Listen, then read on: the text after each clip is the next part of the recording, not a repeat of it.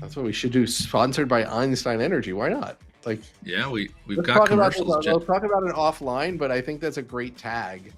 I mean, yeah. I'll invite Jen to our Google Drive where we've got all our commercials teed up. She can add one to the end of the show.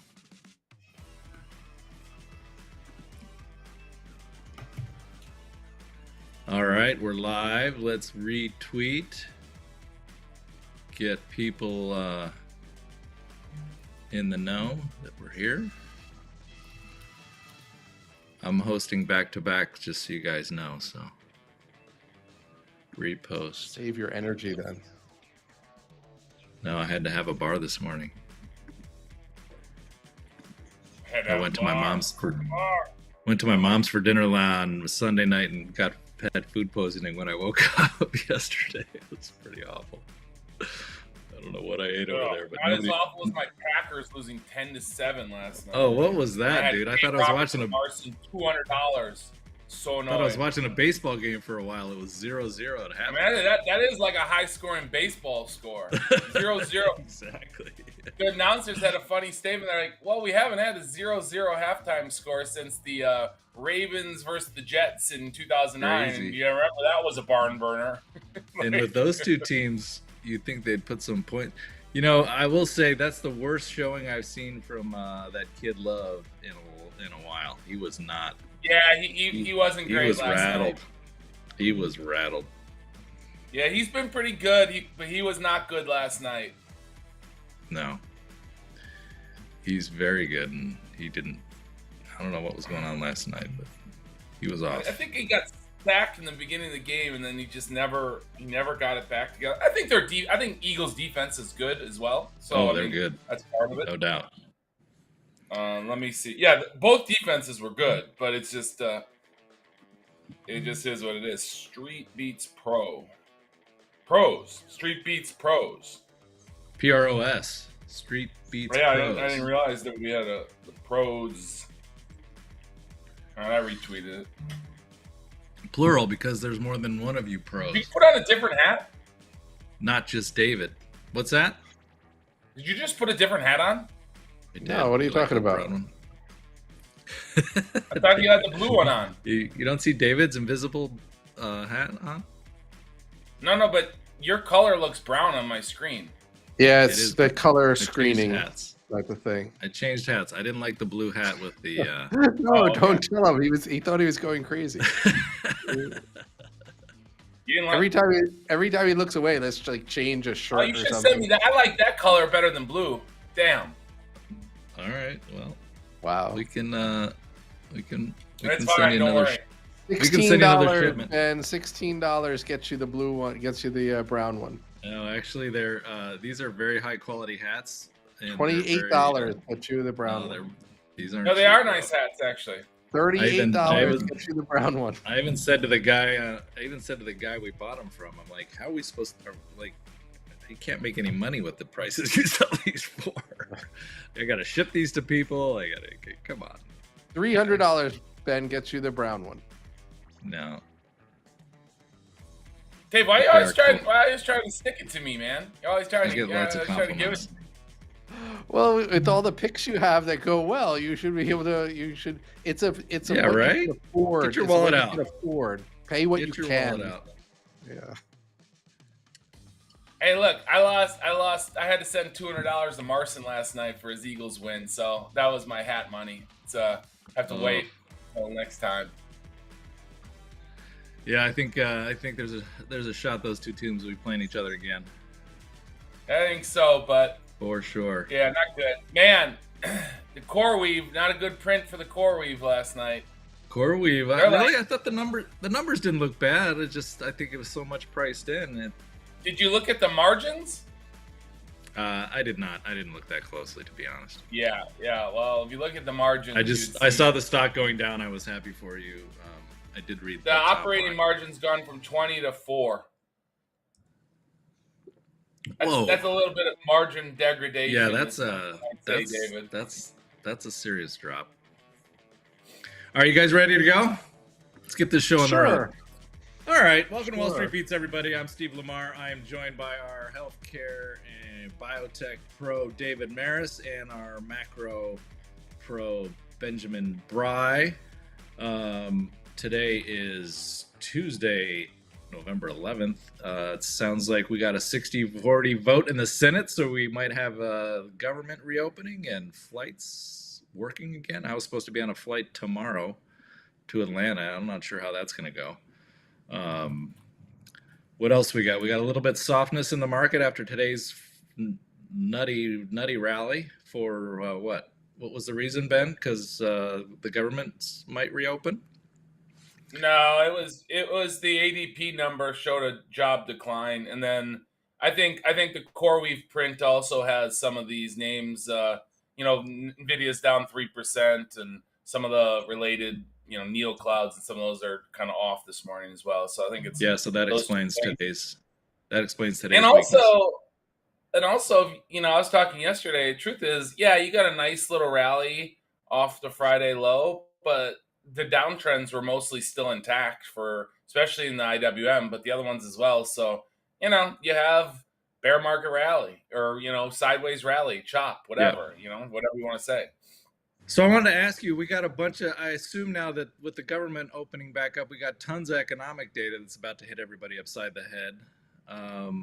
You think the Fed's going to be on hold here in November, and then December's jump ball, it sounds like. No, December meeting, no November meeting. December meeting? Oh, no November meeting. So December meeting, still jump ball, lots of economic data coming through the pipes now that the government reopens. Looks like jobs are getting softer, so that's gonna move the Fed quite a bit if that in fact comes true. But then looks like we still got inflation coming through as well. I mean, I think that we 100% have another cut. I know people are now saying that it's unlikely for another cut because of the inflation numbers. But the way I think about it is that some of the inflation number we're going to blame, and maybe a large part of it, to the tariffs. So if that's reversible with either a pending legal decision or with the president deciding, hey, we're just going to ease up on some of things are going so well that we need to ease up on 2 or 3 or 4 or 8 of these. The bigger part of the jobs number, and they maybe waited too long, but that's probably what, and the market seems to be showing it. If you look at the XBI today, we're up 75 bips versus a market that's down, and that's massive outperformance for a group that's already outperformed. So it's kind of, I don't want to say one day is telling us, but it seems like there's something in that's saying that, lower interest rates boost the biotech market. Also, there's some catch-up trading that's going on too. So, it seems like an index that is hinting that there's going to be another cut. David, what are you thinking about the healthcare sector with this ACA funding, and all these stocks have just been death for a while? Are there any values in there anywhere? Are there any dividend plays maybe that longer term you can kind of get paid to wait? So I don't do a lot of the insurers. The only one that I've kind of played is kind of the UNC when it got killed, and then the Oscar, I trade around it, not very successfully because it's such a high growth company. I like the high growth companies, but a lot of that is often priced in. But the ACA sign up, I think that's what's good about it is it's starting to have the dialogue with some people, not completely the general public, because it's hard to understand, is that the ACA is funded by taxpayers. Like it's not just like, oh, we get a discount because I'm on this exchange, and then somehow that if there's money that's being put into it, and the idea that it's going to be around forever shouldn't be in everybody's minds. That's the problem with giving freebies to people, right? Is that they get used to it day one, and so then you're taking it away from people. So that's going to be a very difficult thing politically to do. Stock wise, I think there's going to be lots of times where people overreact for the insurers, which seem to be the target du jour for the administration. Trump's tweets on, hey, they're the bad guys. Don't give them the money because when we do the ACA, we're just giving money to executives. Not exactly how it works, but I can see his point. But again, it's not a sector that I'm generally involved in because it moves too much as a group and too quickly. But for the dividend plays, Merck and Pfizer, they're still great companies. I think that Pfizer now, which screens, and I know a couple of the folks on our team own it. Yes, it's an incredibly great dividend yield. I don't think that the yield is at all in trouble, but they're the winner of this bidding for the obesity company, and they really just overpaid. So the whole time they were bidding against themselves. Novo Nordisk had no chance of getting this company, and essentially just suckered. Now, $10 billion isn't much for Pfizer, so it's not like something where you go, oh, they overpaid. This is something that's going to kill them. But I still own a little Pfizer. I'm less attracted to it when they do dummy things like this. I think there are better plays. Merck had some amazing data Merck and Amgen had amazing data over the weekend in cardiovascular disease. When I say amazing, so what's great about it is they're lowering the risk of death. For the Amgen drug, I have it open here, but I'm gonna don't count me on the number, but it's like by 35% or something for people who are on the drug. Merck's drug is a pill, and it outperformed injectable drugs for lowering cholesterol. And so Merck, one thing that people who don't follow the industry don't know is that Merck always tries to get oral drugs. They want pills because they're easy to ship, they're easy to make, and they're room temperature stable. These injectables aren't. And so it's a huge advantage. This group of drugs that this belongs to was going to be blockbuster. Everyone thought it was going to be $50 billion. And instead it's turned into like a $2 billion market for this type of cholesterol lowering drug. Well, the reason is because they're injectable. A pill could easily be $10 billion plus. I mean, this is something that GPs and pharmacies can carry. So it's very easy to administer. You just pop the pill. So both companies had great data, good enough where, if I didn't own Amgen already, I would pick up a little and say, you know what, it's so big of a company that one product's not going to really move the needle that much. But these are really good advances for pretty cheap companies. Okay. So Amgen and Merck, or Amgen and Merck, I think they're both going to, and I want to have this exposure because you see how I mentioned the XBI, the pharma group is kind of doing the same, a little bit less, but the XBI, I actually do have this open too, so let me just turn to it from here. So with the XBI, it's outperformed in every. It's like up 40% in the last few months. So it's not like outperforming by a little. It's outperforming by a lot. And what happens? And Ben would know this, having been at a giant buy side firm. If a sector is outperforming by this much, and you're in November and you're underweight that, it's really hard not to say, listen, I need to be equal weight, at least equal weight by the end of this year. And so they chase it. And so I think we're in a pretty good spot. Now, I know that there are some people on X who have said they're exiting, they're going to keep fading the XBI because, it's had a great run and that's about it. I listen to that. That's like, and I don't mean I listen like I follow that. I hear that. That's a good thing to remember. I do think that the advances, though, are happening too fast and people are too underweight it. So I think we still have a long way to go on the XBI and the pharma group. So you wouldn't take any off here. Wait till maybe January. That's what I think. I think we're going to be good until January. Okay. And if you don't own it, add some here or sell some puts. Or both? Yeah, if I didn't own any XBI, I would definitely buy it now. And I'd say I'd kind of be like, yeah, I'm late to the party, but you still have some exposure. Yeah, it's just people have been so underweight for so long. And Ben really he kind of pushed me to it I kind of knew it, but he was like, listen, this is too cheap. So since he's here and he'll take credit anyway, I might as well give him credit ahead of time. He's not shy. So what are the top holdings in the XBI? What are the top? That was at like top $76, right, David? That was like that was one of the first things I added long when the rally was going on. It's like, all right, let's add some XBI. This thing has been on a tear. Yeah, and that's the thing is like you were kind of negative market wise, and kind of starting to get a little bit more cautious on gold. And you didn't say like, okay, short the market and just be, just stand there naked with just short exposure. It was like, listen, I need to own some things long. And it was a good, better than good trade for being like, okay, I'm going to have this, I'm going to have the XBI as my long exposure. So of the things that are the larger weights, you have things like Exelixis, AbbVie, Madrigal, Moderna, United Therapeutics, Revolution Medicines. Those are all about 2% things. Amgen, I mentioned earlier, that's a 1.8% exposure. So you have some big companies in there too. Okay. All right.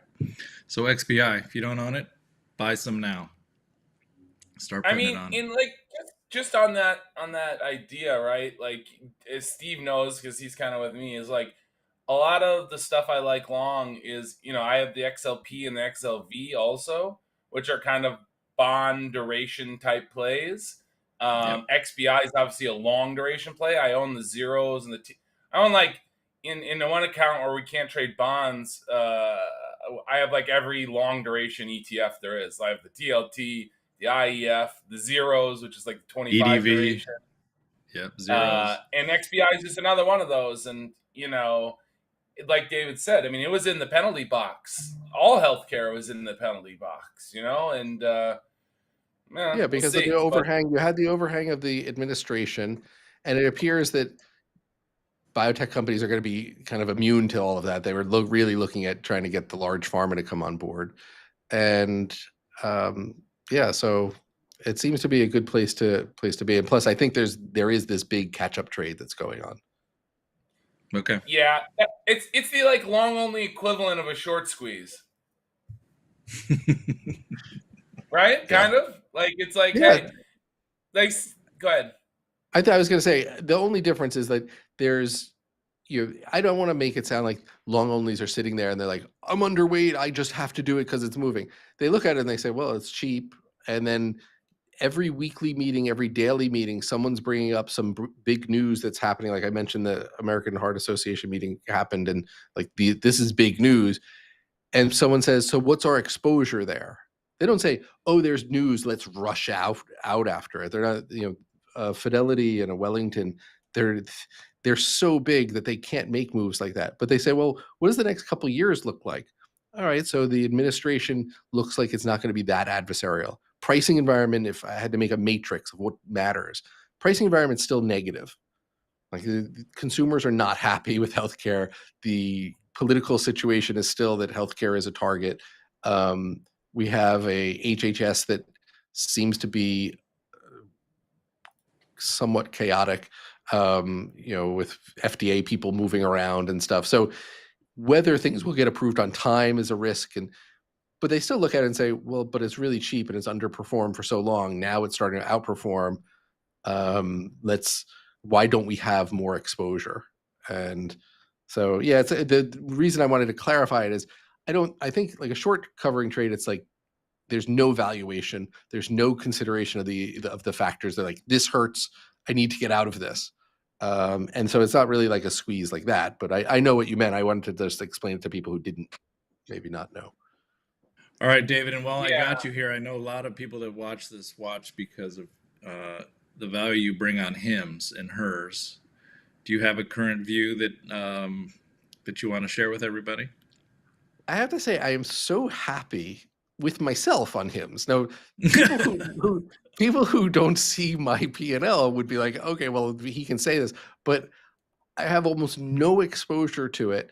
And that was been a good pullback. They had a great quarter. I mean, it was a really good quarter. They gave really good updates. But when you listen to the quarter, you're like, this isn't what it sounded like a couple quarters ago, where there was an excitement, Exactly. like, okay. Yep. And so you're like, okay, I have my time. I've said it all along of like, this is a great trading stock. You can always find a good time. What's surprising is that with healthcare doing okay and the market doing okay, rebounding recently, HIMS really hasn't. And I think it reflects, the reason I'm happy is that it reflects really what's going on. They're doing great things that are going to take a lot of time and effort, and they're complex. So if you're going to be a long-term holder, I think you're going to be fine. But I don't know. Why do I need to own it today? They're not reporting for another quarter, and all the news out about new verticals has come out. They're going to do hormone replacement. They're going to do testosterone. They're going to do more women's healthcare. And that's awesome. Do I have to own it at 40? Now I said under 40 would be where I'd go, and we're kind of hovering around there today. I don't think there's any rush. So, but there's no real back catalyst you see except for the next quarter. Pretty much now it's an execution story. Yeah. And what they didn't answer on the call, which was important for them to do, and I haven't seen notes afterwards. Maybe they did address it and I missed it, but they had hired a new COO or something, senior level person who came in, press release kind of person, and within a couple of weeks, he stepped down to be a consultant. Now, usually when I see something like that, that's something like personal has come up, like, someone's sick in their family or someone, and I hope that isn't the case, because otherwise it would be just a huge mistake. I just hired this person, paid them $1 gazillion, and they're gone. So I think that was another concern, at least on the HIMS House group chat. A lot of people were concerned about that. There's some press coverage of that too. Yep. All right. So we're dip buyers with a 3 handle on it, 30 handle on it, and no rush on HIMS. Nope. All right, let's pass the baton to Ben. You're awfully quiet over there, Mr. Ben Brey. Well, I just put together a chart. Jen, can you pull that up? This was the XBI divided by the SPY, just to bow tie that conversation. And you can see it's been in a bit of a relative bear market relative to the SPY. And now we're starting to get it, and you're seeing the moving average is starting to turn up.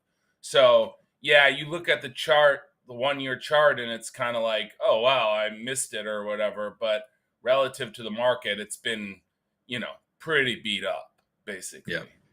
Wow. And go ahead. No, I was going to say, how far back does that go? 2020. So it's this decade. Got it.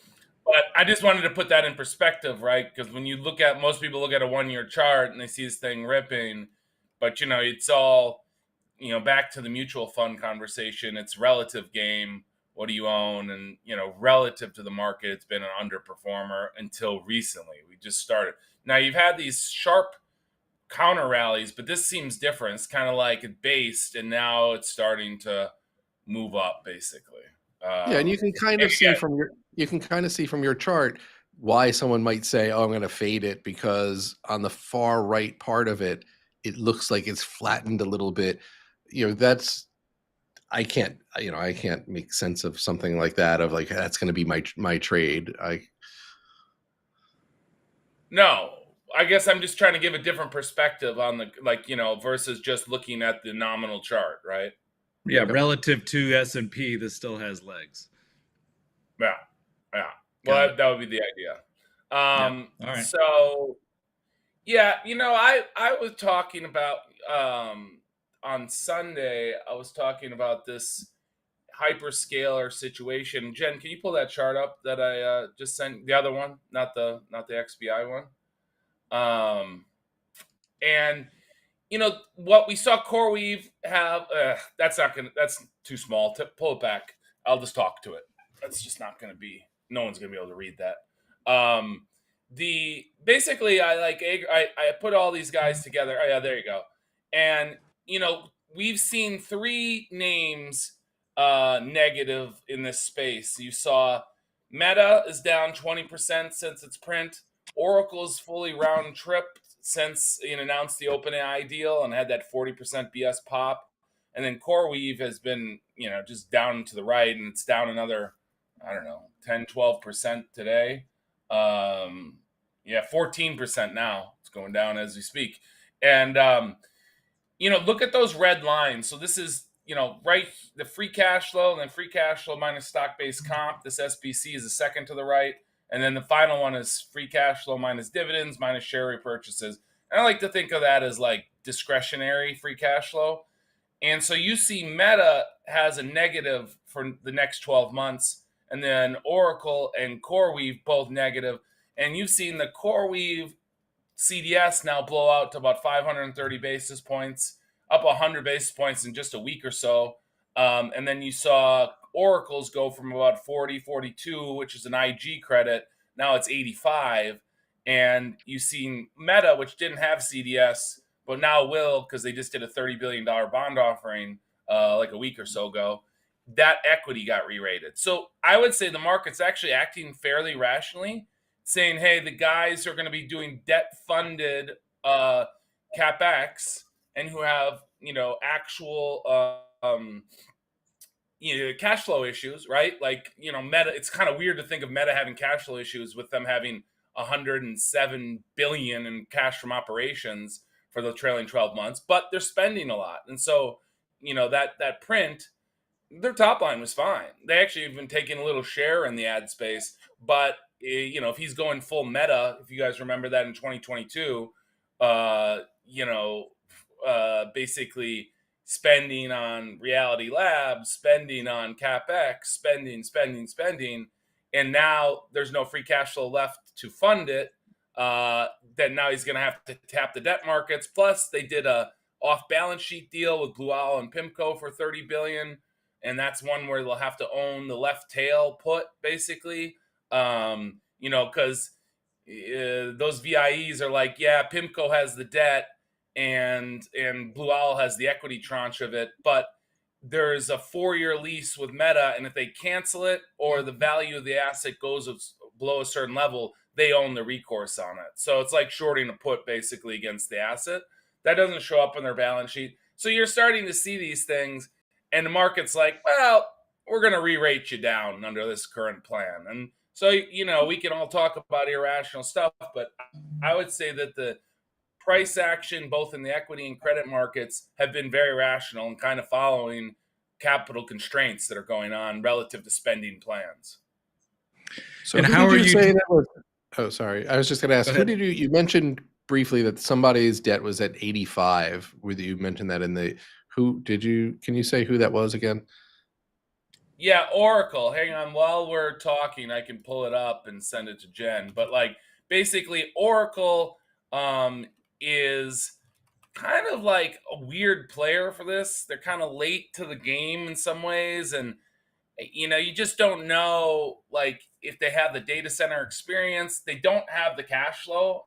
I mean, looking at it, they have trailing 12 months cash from operations of 27 billion. Well, they're doing 27 billion trailing 12 months CapEx, or they have 21 trailing, 27 forward, doing 27 trailing CapEx, 42 forward. So, the credit market's like, well, that's great, but we're going to have to re-rate you lower. And so here, I'll show you. Here you go. And I'll send that to Jen and we can talk for a second. All right. It's in Jen, the producers. And so, basically equity is one thing. There's some whims on it, but the credit market cares about credibility and cash flows. And so if a credit market moves an IG, so 40 basis points is the spread over, this is a 5-year reference. So you see there, right there, right? So 22, we had, kind of an ugly year. Credit spreads blew out across the board.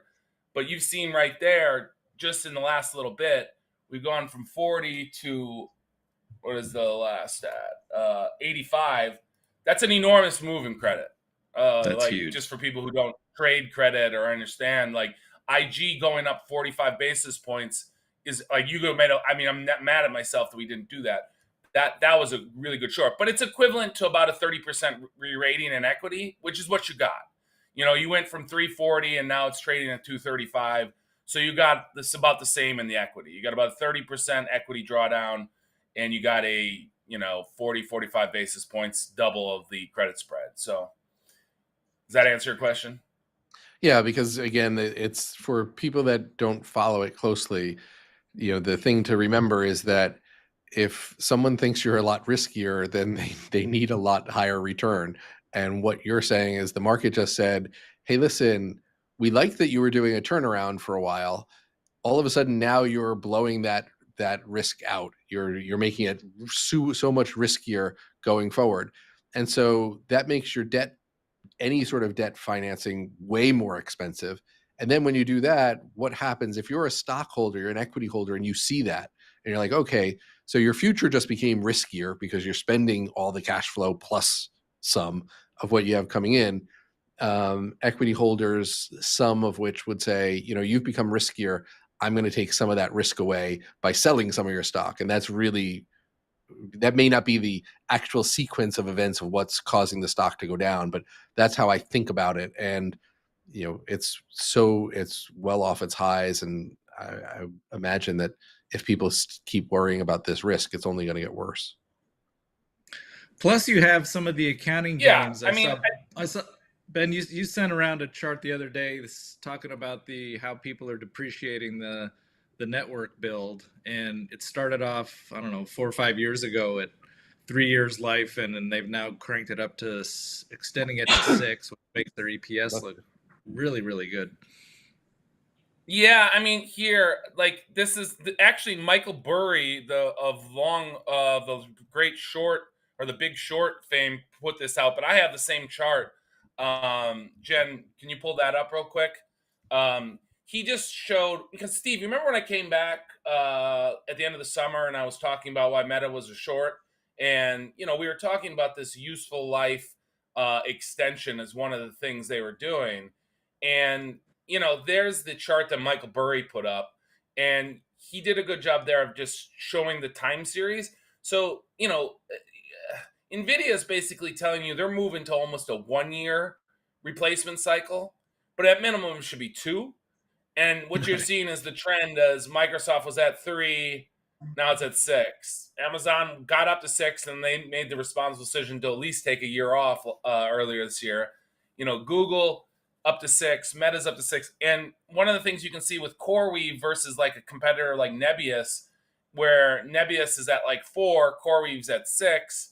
Their buildings are 8 to 12, and Nebius is like 3 to 8. So this basically just overstates earnings. I know about this trickery. You can take that off, Jen. As when I was at Fidelity, to go back to that, I covered retail stocks, and this was always a game you could see people play.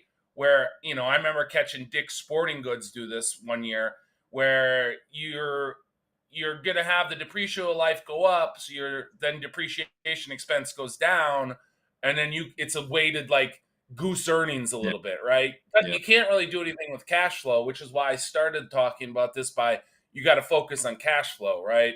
You don't, GAAP earnings are not as important as cash flow, obviously, because you can't spend GAAP earnings. And basically they are in a situation where by doing this, are they then trying to just goose the market and algos and no one reads the notes anymore, that kind of thing? Or what it's just one of those things when you change revenue recognition policies or you change depreciation policy, you change your accounting policies, you have to ask yourself, why are you doing that? And often because they've got a $30 billion debt deal they want to sell you, Ben. Come on. But look, you can say that $30 billion debt deal, but this has been going on the whole decade. If you looked at that chart, that's why that was valuable. You can just see the evolution of this. And I think it's, to bow tie it, I guess when we think about the Meg 7, these big companies, the idea of, hey, we'll give you crowd credits for equity in your business, which is like, okay, now you're a customer that we're going to be able to show better revenue and then maybe some margin expansion, maybe not. But and then we're also going to get, like with Amazon, for example, their last quarter, they recognized a $9.5 billion gain on sale of Anthropic, which again, no cash flow. That's just a marked paper because they did a deal and the valuation is the higher deal, and maybe it's worth more, maybe it's not, I mean, that's to be determined, but that was 40 cents of their $1.95 of earnings, right? So Crazy. there's and so there's just like they're benefiting from the cloud credits that are extended, right? So it's credit extension, which you're also getting back equity and revenue. And so there's just a lot of this. And I know it's been talked about, especially in X and by the more cynical. I don't know how much CNBC is talking about it, but like I've talked about it a little bit. And like, so they got this combination of kind of over earning with a vendor financing kind of arrangement that makes them look good right now, and they're all printing pretty good numbers, right? And that shouldn't be surprising. What I found is the problem that why media doesn't cover this that closely. First, you don't have too many people like Michael Burry who's coming out and saying it, or that's one. But the other is that you're always in competition to get the CEO on your show. And if you start saying like, hey, by the way, you're over earning because you change your deprecation schedule, that's going to make an awkward You're not going to get situation. Benioff on your show. Right. Yeah, exactly. Well, David, you know that because it's kind of the same thing with sell side research, right? Versus buy side. As you know, I've been on the buy side my whole career. So my reports probably are not as pretty as David's because they're very anal about it looking perfect. But the other thing that it is you're much more skeptical and you're able to kind of think more freely and talk more freely because you're a potential investor. Whereas David, as an analyst for a bank, has to keep the management happy in order to be able to have the product to bring them around. And then, although he didn't seem to have a problem with that when he put the sell on Valiant. He didn't in 2015. So I think, I mean, I did it very differently. But here's a good example. I don't want to waste time, but this is actually really funny because it came up yesterday on LinkedIn. An analyst at a major bank posted photos of him on a road show with the management team lined up for photos, and he posted 2 photos. One was with his like corporate banking people and the management team, and then was one with him and the management team. And he said, I had a great time in Boston bringing the management team around, and so proud we put together this road show in 2 days. And I sat there and I said, oh my gosh, I wouldn't do that in a million years, because all you look like is you're a spokesperson for the company. And I'm not saying the person is or not, I don't know the analyst, but that's how the business has become, is that you make way more money doing that than you do, that's why they're called investment banks and not research houses. Right. It's about the relationship, and you're bragging about the relationship by doing that. Yeah, do you think that guy's going to write a bad report about them? Because you're being nice. Yeah. You're not poking. Yeah, it's just the same concept of marketing. Go ahead. No, I'm done. Yeah, I just think it's that same concept of marketing and the relationships and that kind of drives how it works. And guys are based on incentives and, getting good CEOs to come around. Well, then people will pay for that. I'll give, Wells Fargo, wherever David's working, hey, I'll give you some commission dollars because I want to speak to that CEO. Well, if you piss the CEO off, you're not going to be able to get the guys, which then translates to the bottom line, which translates to your bonus. And, same thing, CNBC, if you get crap guests, then, you can't sell as many ads, ratings go down. So it's all pretty simple and mechanical when you think about it, which is why I think the alternative financial media, and X and various other places has grown, because you can get kind of better information. And, they don't have the same constraints that the traditional sell side / Bloomberg, CNBC media has, I guess, would be the way. And the negative stuff gets more eyeballs anyway. Yeah. It does. So Ben, is there a trade in this? The credit spreads blowing out. Are you trading any of these names that you just mentioned? Are you still short Meta? Are you short Oracle? Are you doing anything? So I covered a lot of stuff on Friday, and now I'm having a little bit of FOMO. And I was thinking yesterday when I saw it all, I was like, God damn it, I don't want to start trading every other day. But at the same time, these stocks are really volatile. And so I mean, look, Meta had a move that was 20%. And I just think that like it's what I was talking about 2 months ago seems to be known Happening. now. I don't think I have like the same You have no edge on the edge. stock as Yeah. I did then.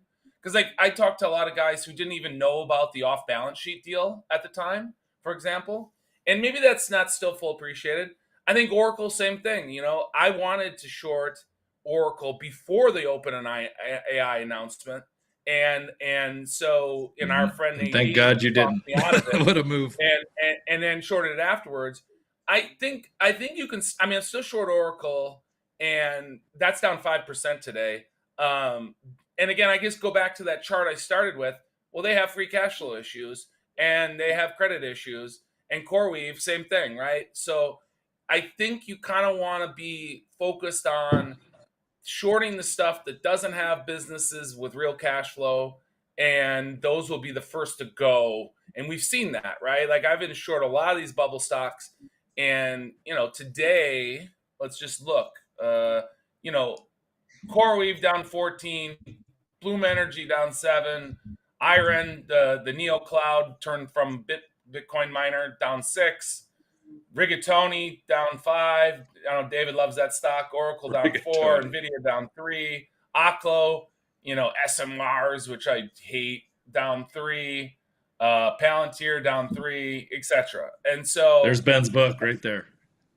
I'm short Taiwan Semiconductor still. I'm down money, shorted that too early.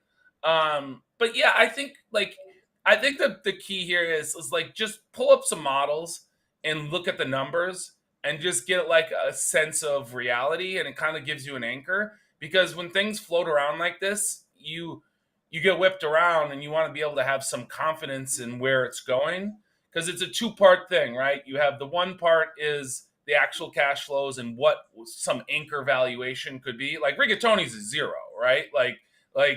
As David's favorite follow, former criminal on X, was saying.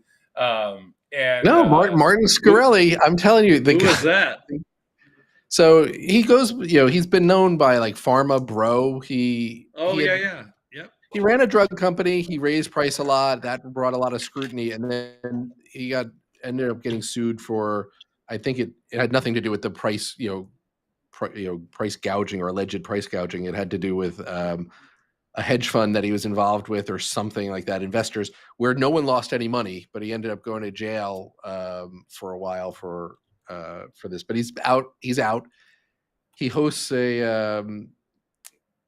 a podcaster channel. He hosts a Discord channel. He goes on X every day live for like 6 hours straight. Gets 20,000 viewers. He shows his book completely transparently, and while these quantum stocks were going up, he's like, yeah, I'm short all of them. And people were harassing him, like, you show us your book, you're a liar, you're eating it. And now he's starting to have like a little revenge on it, having a little fun with it because they're going his way. Yeah, and again, he's not bragging like, oh, I'm so smart. He's just like, yeah, these things. He does, like, on one of his shows, he said, right now I am 3 of the 4 current questions. Like he goes on to AWS on the quantum site and runs quantum problems. He goes, I'm the 3 of the 4 questions currently. No one is using these systems. And so he's like actually doing real work on this. And he wants quantum computing to work for the best Ben reason. And I'll tell you, I call it a Ben reason because it's so it's like third derivative smart. He goes, I want quantum computing to work so that I can steal everyone's Bitcoin. And his point's a good one, is once they figure this out. So that's the question he has working through the Amazon. Is trying to figure out, trying to break I think they might get a few more questions on that after this. Yeah. So. All right, boys, you want to wrap it up? Anything else you want to cover? I don't think so. Where do I get a sweet hat like that from our sponsor? That's what I want to know. Sponsor, your hats are in the mail, Mr. David. You can also get them on our website, which is called Einstein.energy. And the bars are really good too. We don't just sell hats. We actually sell energy bars, snack bars. They got protein and caffeine and some brain boosting ingredients like L-theanine and acetylcholine and lion's mane mushroom. So good snack in the afternoon when you need to pick me up. And I had one. I had one yesterday. Can vouch for 'em. What's that? I had one yesterday. It was great. Yeah. No, I have like at least half of one a day. I like. And I say that without a free hat, and I still say, no, it's great. I actually loved it. All right. Good plug for Einstein. Thanks, guys. Thanks for joining us on Wall Street Beats, everybody. I'm Steve Lamar. Thank you, David Maris and Benjamin Brey. We will see you back here tomorrow. Follow us on wallstreetbeats.com and on passes.com/wallstreetbeats. We'll see you tomorrow.